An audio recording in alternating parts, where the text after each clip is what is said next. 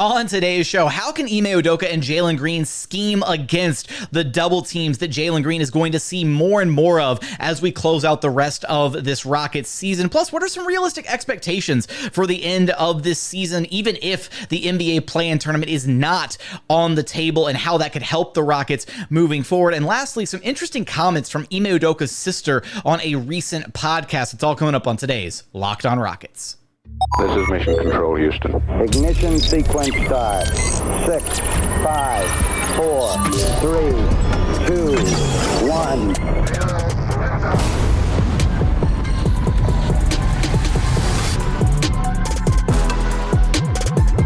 What's up, and welcome to another edition of Locked On Rockets, your daily podcast home for everything Houston Rockets basketball. As always, I'm your host, Jackson Gatlin, native Houstonian and credentialed media member. I'm also the host of Locked On NBA Mondays. Be sure to follow along on Twitter at JT Gatlin. The show, of course, at Locked On Rockets, free and available wherever you listen to your podcasts, including YouTube. Now, today's episode is brought to you by Game Time. Download the Game Time app, create an account, and use code LOCKEDONNBA for $20 off of your first purchase. And as always, thank you so much for making Locked On Rockets part of your day every single day, whether it's on your way to work, on your lunch break, in the gym. Thank you for being an everydayer and making the show part of your day every single day.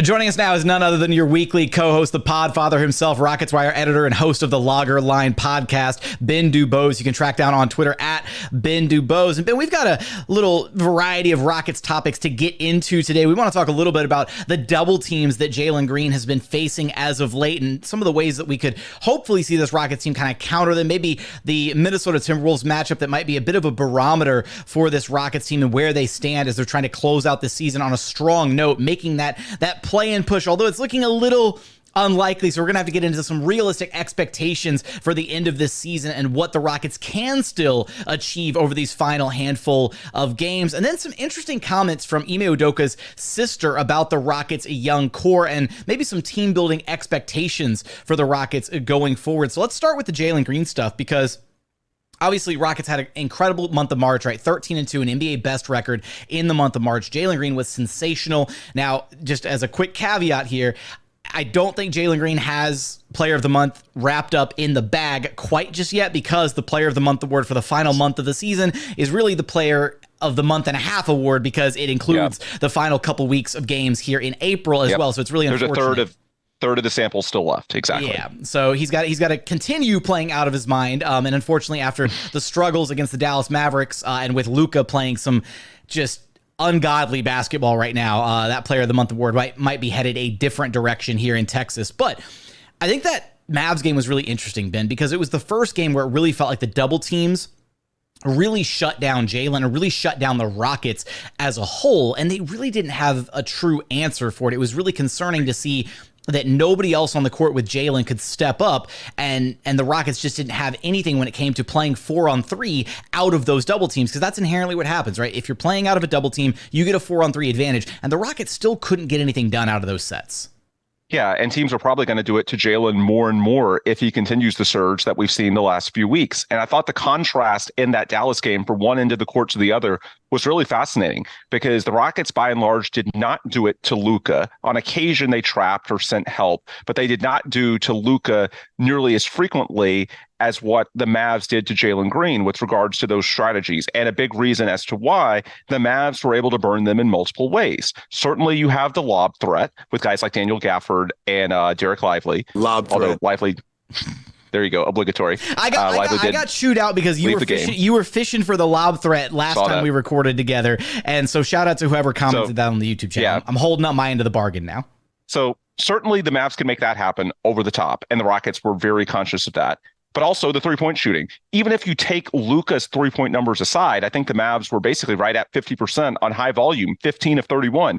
Even guys like Dante Exum, who career is like low 30s from three. He made his first three all in the first half, and so that made the Rockets think twice about leaving him. PJ Washington, who's right at about 30% for this year, he made a few as well.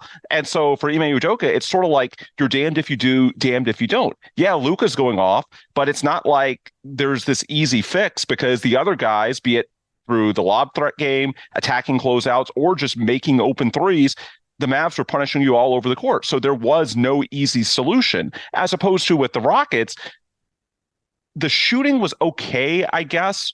I think Fred was the one guy that the Mavs sort of sucked to no matter what. He only got off 4 shots the entire game because Fred, even if he doesn't make shots, he's respected as a great shooter. He does have that level of spacing to him. And then the other 2 guys that you rely on for shooting, Jabari did deliver with some of those shots, but it was sort of offset by the fact that Dillon Brooks did not. Dillon was 0 of 7, and I looked at the numbers last night. It's been a staggering drop for Dillon Brooks since he came back from the oblique injury. Before that, he was over 40% from 3. Since then, he's just 32%. He's now a negative plus-minus player since coming back. Before, he was positive by a good bit. So whether it's random or related, the facts are Dillon's not been the same guy. I would say the Rockets were okay from a shooting perspective because of Jabari. Certainly not great. But they did not have nearly the rim pressure that the Mavs did, be it through the lob threat or being able to attack closeouts. Even though Kyrie's a little bit small, we know how skilled he is when it comes to making plays off the bounce. And with the Rockets, the only lob threat is Ime Thompson. And with the closeouts, I wouldn't really say that any of Fred, Dillon, or Jabari are particularly strong. Certainly not Fred. At times, maybe Dillon, although I feel like that's also gotten weaker as the season has progressed, perhaps related to the oblique. I wouldn't say any of those guys are great at attacking the closeout and finishing with power and athleticism near the rim. Maybe Dillon to a small extent, definitely not last night. We saw when Reggie Bullock went in for when Ime got in early foul trouble, the most awkward sequence of the game was when they closed down on Ime 3-point line. He tried to attack the rim, but I think realized by midway through they didn't have the power or size to finish. So he sort of hesitated, then tried to throw up like a mid-range floater, which got stuffed because of the indecision. And it just felt like, the Rockets only had one upper tier athlete amongst the 4 players that are getting that 4-on-3.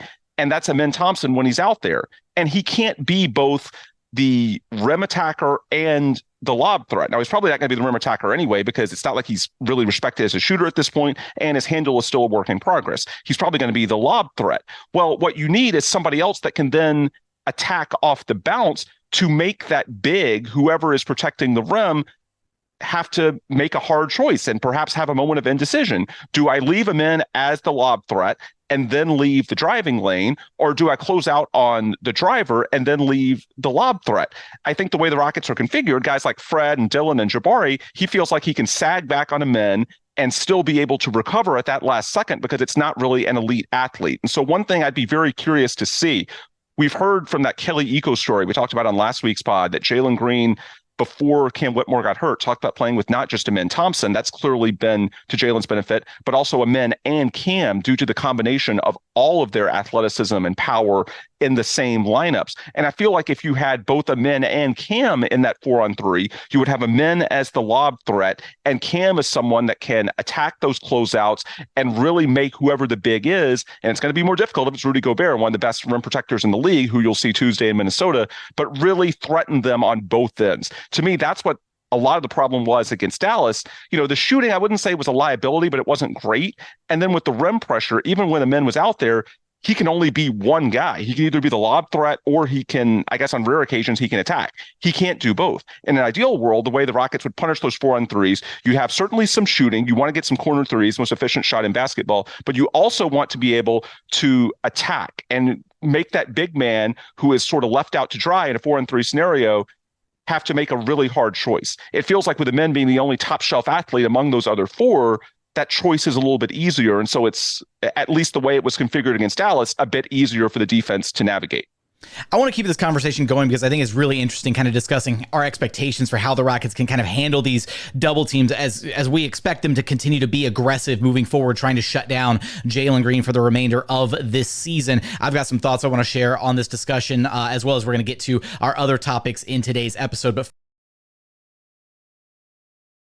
first, today's episode is brought to you by BetterHelp.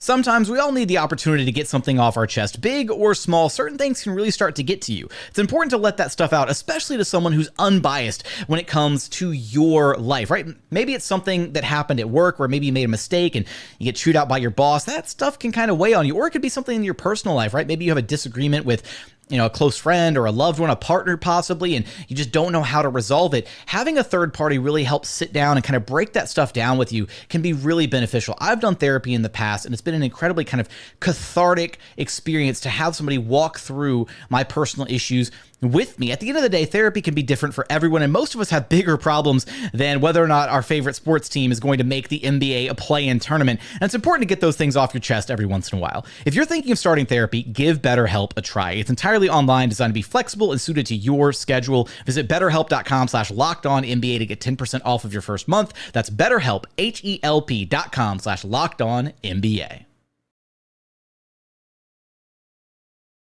And continuing on here at Locked On Rockets, your daily podcast home for everything Houston Rockets basketball. Now, Ben, I'm tracking with what you're saying about the utilization, right, of Ime Thompson as kind of the lob threat. Cam Whitmore kind of gives you that attack, attacking off the catch, that driving threat. I do think one of the issues with Ime, specifically in that Dallas game, I think we're going to see this a little bit more moving forward now that teams have a little bit more tape on this, is they did a really good job of just shutting down Ime and shutting down all the areas that he's hurt other teams on the floor, right? He wasn't able to be effective along the baseline. There was always somebody there, a rim protecting threat to keep him from getting those easy baseline plays that he's been getting against other teams. And I do think that when Ime was able to get downhill in this game, he struggled because when you guard him in with a big like a Gafford or like a Derek Lively, those guys are pretty decent defenders, lengthy, athletic. They can really give a good, hard, honest contest without fouling on Ime, and he just doesn't have the craft, the touch around the rim yet to be a consistent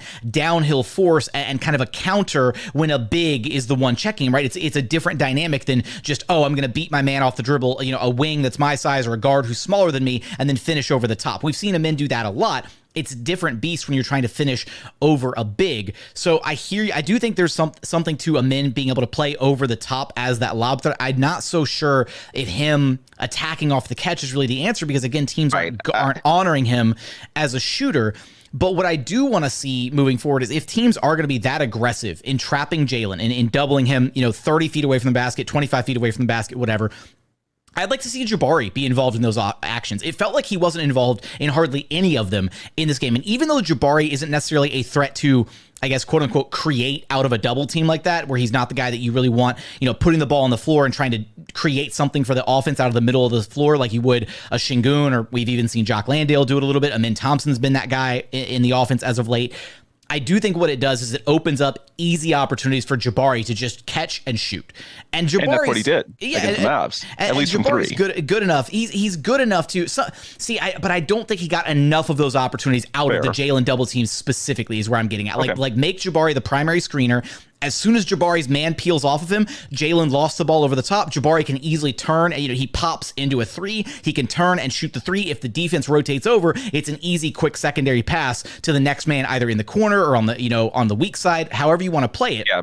And so that's, in fairness to your point, you did note on Twitter that Jabari got some usage in the garbage time lineups, which sort of let him boost those stats. So in terms of how much actually comes from this Jalen trap or double conundrum for the Rockets, I think that's a fair distinction. Yeah, absolutely. And so that's one area of kind of trying to beat the double teams, so to speak. But I think the other area is I do not like the notion of just willingly letting your best player be taken out of a game. I get it. If you're going to be facing doubles all night, then there's only so much you can do if the other team is willing to double team a player 35, 40 feet away from the basket as soon as he crosses half court. I get that. But at the same time, I do think there's a way to get Jalen involved using some more off-ball actions, right? Have him coming off some stagger screens, have him coming off some pin downs, get him in motion to where he can catch and attack immediately. And it really felt like the Rockets were just kind of resigned to the idea that Jalen was going to have the ball 30 feet away from the basket, defense set completely in front of him, and that was going to be it. And if they were going to double him, cool. And the Rockets tried to, make stuff happen out of those doubles, and they just weren't really successful. So I would like to see a little bit more creativity from Ime, and really, by extension, from Fred VanVleet to make sure that they can get Jalen involved, because the Mavs really did the best job, I think, all in the entire month of March of just taking Jalen completely out of the game. Yeah, the way the Rockets used Jalen, it actually reminded me a little bit of James Harden late in the 2010s. And of course, James was not a very high-tempo, high-paced guy. Jalen is. So I think potentially that's another area that Cam Whitmore can come into play, and that if you play Jalen, Cam, and Ime together, that makes it all the more likely that you're going to push pace and perhaps get some opportunities early in the shot clock before that trap can fully take hold. It felt like the Rockets just sort of waited for that trap to come, played a bit slower at times in the half court, and sort of conceded to they were very reactive with the trap instead of being proactive about it. I think was the issue. Yeah.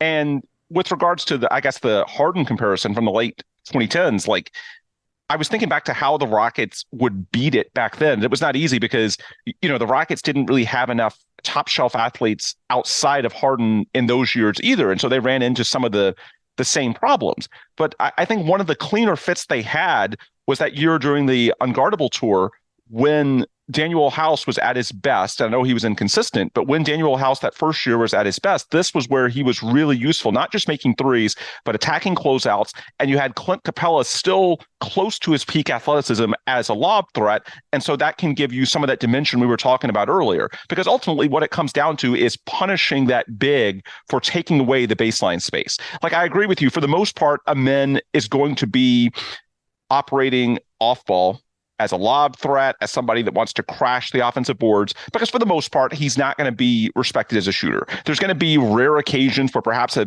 defense gets a little bit confused and closes out on him. And so because of that, his ability to, on occasion, make something happen as the closeout attacker can help you. But by and large, it's going to be him off the ball. So what you need is someone that's athletic enough to make that big occupy more space, to where then potentially he does give Amen a little bit of that baseline back, or at least has a bit of indecision while he's thinking about it. And so what we saw from the Mavs last night, and it's not just a tactical strategy. Some of it's like the Mavs have the right personnel, and that's something that's really challenging for the Rockets this week. Gafford, lively when he played. You're going to have Gobert and Naz Reid in Minnesota. These are teams that are uniquely positioned, I think, with the type of big that has the length, the athleticism, the discipline to really hold out making a choice until that last possible second. And so that does make it a lot more difficult than it typically is to really make those 4-on-3 attacks work. But I think the best possible counter to that from the Rockets is to then have two top shelf athletes, obviously Amen operating off ball, but then Cam is someone that can really make it happen very, very quickly, incredibly explosive on the drives when he attacks those closeout. Also, I thought Cam, I know it's his first game back off the injury, I thought he was a little tentative shooting from three. He made some shots, let those fly. And perhaps that's just first game nerves, but I think that's probably the best solution I could come up with. And it might help you just with the overall pace solution as well, because it did feel like the Rockets just sort of let it come to them. They let Dallas dictate what was going to happen and sort of accepted the 4-on-3. And if you have Jalen, Amen, and Cam, maybe it's more likely that in addition to being able to attack those 4-on-3s better, perhaps you avoid that situation altogether because you're more likely to get the ball down court quickly and make some offense happen before the defense can fully set up. Yeah, I think going into this game Tuesday night against the Minnesota Timberwolves, they're going to have to be the aggressors. They're not going to be able to be passive the way that they were against the Mavericks. They have to find ways to get to what they want to do on the floor. And a big part of that is getting quality defensive stops. And we saw them struggle against the Mavericks on the defensive glass, right? The Mavs had way too many second chance, third chance opportunities where the Rockets did play a solid, 15, 20 seconds of defense. And then you have, a tipped ball go back out and then the Mavs get a reset on the shot clock. And that's just brutal when you have a team as lethal as the Mavericks are, as lethal as they were shooting the ball, as dominant as Luka was in that game, to do all that work for a possession to result in a miss and then to give up the offensive board on top of that. It's just adding way too much insult to injury. It's really hard to overcome that when a team is shooting that well and when you're giving them second and third chances offensively. So need to see that cleaned up against the Timberwolves. But yeah, it felt like the Rockets let go of the rope a little bit with those second possessions. It felt like they got demoralized. The body language on the boards just didn't look like what it needed to be. But I think when we take a kind of zoom out here, Ben, and take a look at the remaining chunk of this Rockets season. They've got 8 games left. I don't want to say that the play-in hopes are completely dead. That loss against the Mavericks and then the Warriors being able to pull out the win against the Spurs definitely hurt the standings race a little bit. Now the Warriors are 2 games ahead in the loss column of the Rockets. So the Warriors sitting at 40-34, Rockets sitting at 38-36. Yes, they still have that final game, the head-to-head this Thursday in Houston, April 4th. It's going to be a hell of a game. It's going to be playoff atmosphere. There's a lot riding on that game. Absolutely. The Rockets, I think at that point, that is a must-win game, but it kind of feels like a lot of these are must-win games now if they want to make that play-in tournament. But at the same time, I think we can safely say that regardless of if the Rockets make the play-in tournament or not, finishing this season with the record, hell, they could lose out the rest of the season. I think they'd still be incredibly pleased with how the season went, finishing with 38 wins. But I think by and large, if you look at where this team is at, if they could finish with a 500 record, or even slightly above 500, I think that speaks volumes about the direction this team is headed. And I think that positions you incredibly well to either make some big time moves this offseason, kind of really marketing yourself, right? Getting away from the negative PR that this team has had surrounding it for the past couple of years during the Silas era. Yeah, I would say 4-4 is my realistic goal. Now, I'm not saying I don't have goals above that, because I don't think the play-in is entirely out of play. It's unlikely at this point, because you don't have the tiebreaker against Golden State. You pretty much have to outplay them by 3 games. So if you go 5-3, they need to go 2-6. Not impossible, but it's a lot to ask. And even if you do win that head-to-head game on Thursday, well, you've got to pick off 2 other games as well. So it's a lot to ask, but I would say if they can go 4-4 over these final 8, which gets you to 42-40, I think having a winning season really validates what Ime Udoka is building here in Houston. I think that's the kind of thing that would make players and agents around the league take notice of what happened so quickly. And I also think it sort of validates the winning streak. Look, we know they weren't going to do something crazy like win 20 games in a row. This Rockets team just does not have the talent buffer to overcome something like that, because somewhere along the way, you are going to run into a really hot shooting team, the way the Mavs were last night, making 24 of 47 from 3. That tends to happen. That's why the NBA plays 82 games for a large enough sample for the cream of the crop to be identified. That's why every playoff series is a best of 7. This stuff happens in a single game sample. And so the Rockets just don't have such an overwhelming talent advantage, especially not as young as they are, and without Alperen Sengun now to overcome all of it. If you run into a team with Luka Doncic and also outside of Luka making 50% of their threes, that's going to be tough. So I think what the Rockets have to do over these final 8, if you can just win 4 of the 8, that validates, I do think, that the winning streak wasn't a fluke. If you can stay at least amongst 500, even when the schedule stiffens and you aren't at your best, that would mean a lot with regards to the legitimacy of what they did in March, and not have it look like, it would never be looked at like the 7-game streak in December 2021, the Gary Bird run. Let's not get crazy, but you don't want to finish on a sour note to where that's what people are thinking about, as opposed to the incredible 13-2 March. And yeah, I would say the Minnesota game is especially important. They're going to be underdogs, but there is a path. We talked about some of the things they can do offensively. The big question is always, well, if you play more rookies, Amin, and especially Cam, Amin is valuable defensively. Cam, that's still a work in progress. Are you going to give up too much in the defensive end? Actually, the Timberwolves without Karl-Anthony Towns don't really have the offensive firepower that they usually do. So you can survive on defense a bit more against them than you could against some teams, certainly against the Mavericks. Naz Reid might have something to say about that. He's been playing sensational basketball. He has, but they just do not have the upside that the Mavs do offensively. That's where I'm going with that. Like, it's not a shot at them. I just don't think they have nearly the upside where if Dallas hits you the way they did the other night, there's barely anybody in the league that can win that game. And I think that one is low-key important when you look at the play-in race, because the Mavericks play at Golden State tomorrow night. And if they continue to be as good as they were in Houston, you have to give Dallas a very good chance in that game. And if somehow you can win that game in Minnesota, you're going to be underdogs, but it's not implausible. No Karl-Anthony Towns. I think I can mitigate some of your, just a touch, no disrespect intended to Naz Reid, who's playing well. But if you can somehow get an upset tomorrow night, there is very much a path to where you get some help from Dallas. I don't think Luka's limited by the knee. I know he was questionable, but he looked just fine to me. And all of a sudden it's back to 1, and you're right back where you started the week, which is, hey, you win that Golden State game on Thursday, and it's a home game where the Rockets have been so good all season long, Sunday notwithstanding, then you're tied. And even if you're tied, you're still down a game because of the tiebreaker. But the point is, what you want to do if you're the Rockets, put some pressure on at least one of the Warriors or the Lakers, probably the Warriors at this point, entering the last week of the season. And who knows, if we said before, the Rockets go into these final games, they're playing with house money. They're ahead of schedule, as opposed to a team like the Warriors. They miss not even the playoffs, just the play-in tournament altogether. That's a catastrophic failure. And if you can put some pressure on them, then who knows? Maybe that makes some crazy things happen late. But the key is going to be, for anything like that to take hold in the final week of the season, you can't lose contact now. And so what I will say, obviously Thursday, you can make up a game right there. And there's also an opportunity Tuesday in that, certainly, I think Dallas, even in Golden State, is probably going to be a slight favorite. Could be wrong on that, but I think Dallas, the way they're playing now, assuming Luka is out there, that's very winnable for them.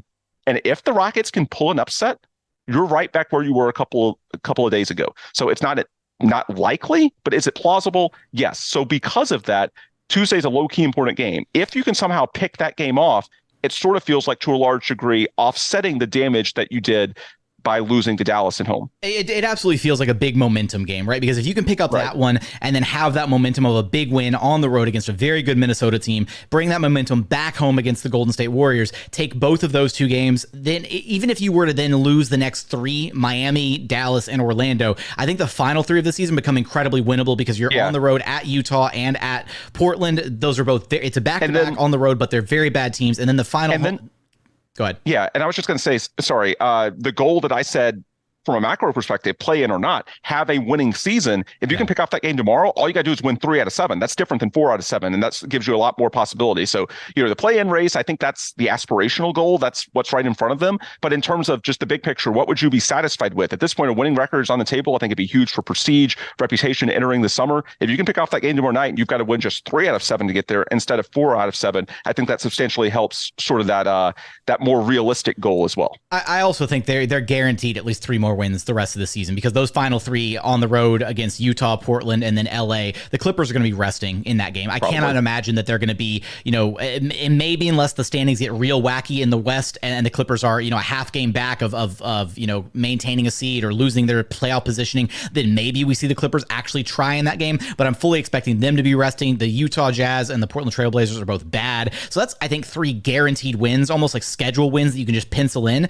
And then out of that, you just got to win 1 more of the other 5 games to put yourself at that 42-40 margin. So yeah, I feel pretty good. If they pick up the win against Minnesota Tuesday night, I'm going to call it right now. They make the play-in tournament if they pick up that win. Slight disclaimer. If they pick up that win and if Dallas picks up the win in Golden State, there we go. If that happens Tuesday night, Rockets are making the play-in tournament as the final seed. Yeah. With that said, we should note that the Rockets are 0-2 against Minnesota this year. Average margin of defeat is 24 points. Jalen Green is shooting just about 30% against those guys. We don't want all this negativity, Ben. We don't need your facts or numbers. No, don't worry about all that. I know, but I'm just saying, it will be, a difficult game. So we're saying, when we throw out these hypotheticals, we're saying if they can win as an underdog, and they will be sizable underdogs for a reason. But it's also sort of fun because, again, the Rockets are playing with house money, and in terms of just how legitimate is this Jalen surge, what we've been asking for a few weeks. It's a bit of a big putting Jalen on the road against the exact type of defense anchored by Rudy Gobert in the paint that's given him fits in the past, and a guy in Anthony Edwards that's been too physical for him at times in the past. If Jalen can come through under that setting, then beyond what it means for the Rockets as a team in the macro, for Jalen himself as just a micro player analysis, to see Jalen come through in that type of matchup will go a very long way towards, I think, making us as a fan base feel like what's happened the last month is very much legitimate and something that we can count on moving forward. All right, final segment we've got coming up here in just a moment. We've got some comments from Ime Udoka's sister on a recent podcast with Chris Gardner of the Houston Roundball Review. We're going to get there in just one moment. First, today's episode is brought to you by Game Time.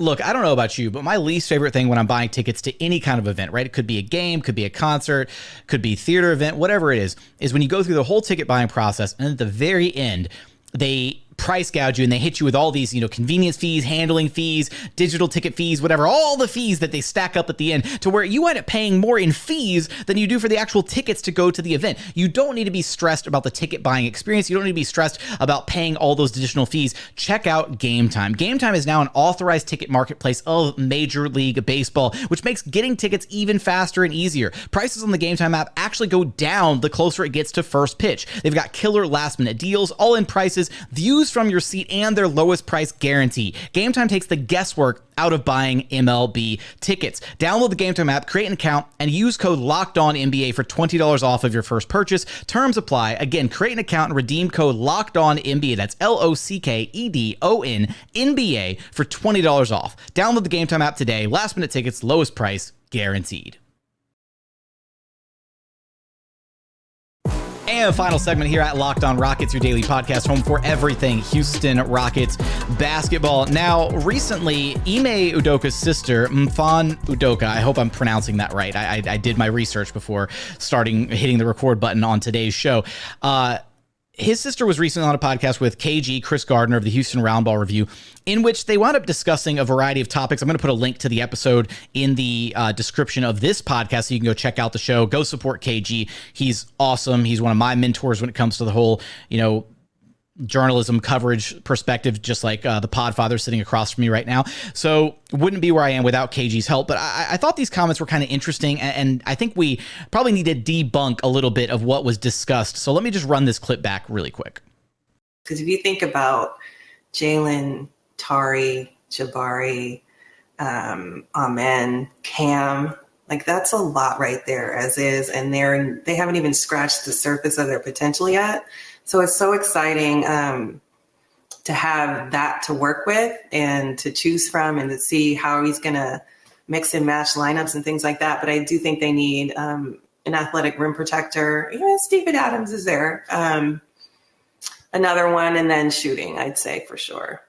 Okay, so some quick comments from Ime Udoka's sister about what the Rockets kind of need to, move forward, kind of things that they could potentially target this offseason. She named off a lot of the members of the Rockets young core. One pretty decent-sized piece kind of missing in there, and that was Alperen Sengun. And this clip kind of went viral, set ablaze Rockets Twitter, because everybody was thinking, oh my goodness, like clearly there's an agenda against Alperen Sengun, and clearly Ime Udoka doesn't like him. And, if she thinks that the Rockets want a defensive minded, rim protector, then that means the end of Alperen Sengun in Houston.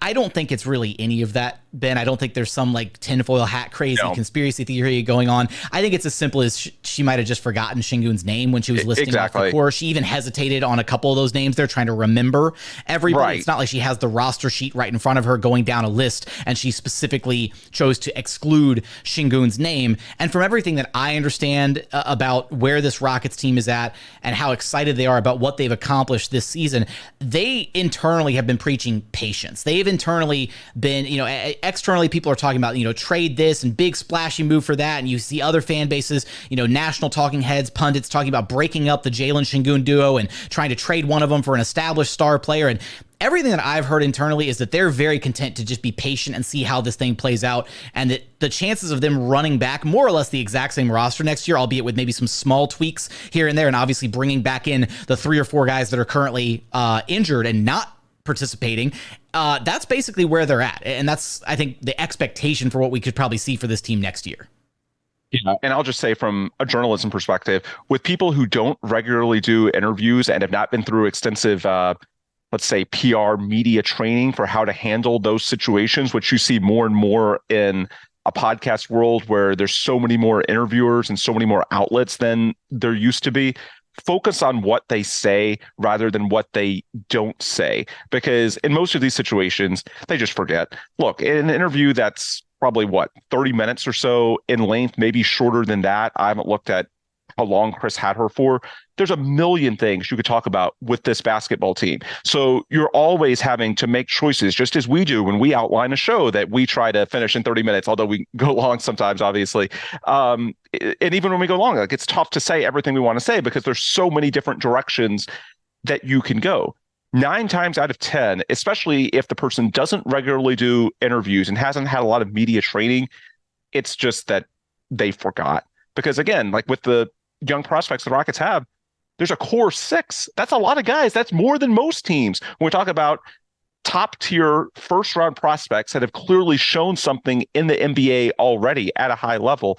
And Alperen is a guy that, because he hasn't been on the floor the last 3 weeks, and that's been widely publicized. I know Tari isn't on the floor as well, but that's sort of forgotten because with Tari, it's sort of baked in that because honestly, the entire year of 2024, he hasn't been out there, as opposed to with Sengun, his specific absence is still very new. That could be a factor as well. Tari's also a little bit louder on social media. I'm just going to put that out there. Like he still makes his presence very known. He also has his mom on social media. That too, right? So there you go. A couple other factors potentially at play. Yeah, but I would just say in general, focus on what they say. And, if in response to a question about Alperen Sengun, she says something that worries you, then okay, that's fair game to maybe have concerns about, hey, like, is she hearing something from Ime that isn't great? But in terms of just omission, I would not read too much into that. It's no different than us when we sit down and have a 30-minute podcast. We have to leave off things all the time to fit within the time frame. It's not a State of the Union address. Way too many people look at these interviews thinking that the person in question is giving a State of the Union about the franchise. And that's not typically what the question is. That's not the format. It's quick hitting. It's just, a few targeted questions. And just as we forget a point that we want to make, which happens, I don't know about you, Jackson, it happens to me all the time. Like I'll listen to one of these shows and I'll be like, oh, damn, I meant to say so-and-so and I forgot. It happens. It's an occupational hazard with, the short interview, which in a podcast world is becoming more and more prominent these days. So just look at it that way. It's not a State of the Union address. It's a quick hitting interview. In that situation, unless she specifically says something you disagree with, I would say 9 times out of 10, something like that is just a matter of omission, and it's not something that you should worry about. Yeah, we saw it kind of doing the rounds amongst Rockets fans. Yeah, especially in this case when it's juxtaposed with all the positive things that Ime Udoka himself has said about Alperen Sengun, not just when he was playing, but even last week after Jalen went off and the first couple of weeks since Sengun played. Ime already went out of his way in the radio interview with Matt Thomas to point out that no, he doesn't think it's all because Alperen Sengun isn't out there, and he still believes that those two can play at a high level at the same time together. Not only has Ime had Sengun's back when he was playing the first 63 games of the season, whatever it was, he's done the same even in the 2 to 3 weeks that he's been out. So at this point, yeah, I think the evidence is strongly on the side of it's just an omission. It's not something that you should lose sleep over. On that note, that's going to do it for our show today. Ben, you know the drill. Let everyone know where to track you down at. Yep. Ben DuBose on Twitter, the Logger Line on Twitter, Rocketswire, or the Rocketswire on Twitter, and rocketswire.usatoday.com for all your daily Houston Rockets news coverage. That's going to do it for another edition of Locked On Rockets. As always, thank you so much for checking out the show. If you haven't done so yet, please consider subscribing wherever you listen to your podcasts or on YouTube. Just search Locked On Rockets. Be sure to like, comment, and subscribe. And if you're listening via Apple Podcasts, a 5-star review helps us out a ton. But as always, thank you so much for watching. Thank you so much for listening. And we look forward to having you back right here at Locked On Rockets, your daily podcast home for everything Houston Rockets basketball.